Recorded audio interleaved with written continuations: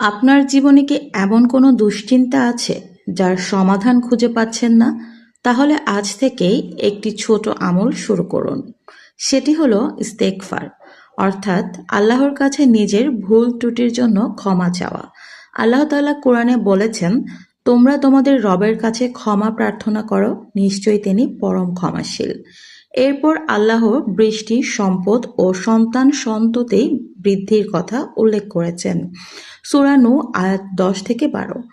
আর রাসূলুল্লাহ সাল্লাল্লাহু আলাইহি সাল্লাম নিজের নিয়মিত ইস্তেগফার করতেন এবং বলেছেন যে তিনি দিনে 100 বার আল্লাহর কাছে ক্ষমা প্রার্থনা করেন।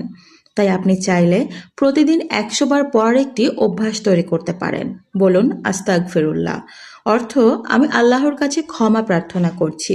হাঁটতে হাঁটতে, কাজ করতে করতে, অবসর সময়, যে কোনো সময় ইস্তেগফার করা যায়।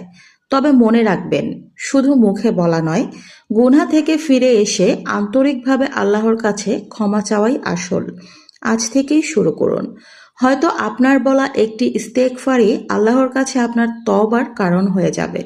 আল্লাহ আমাদের সবাইকে বেশি বেশি ইস্তেগফার করার তৌফিক দান করুক।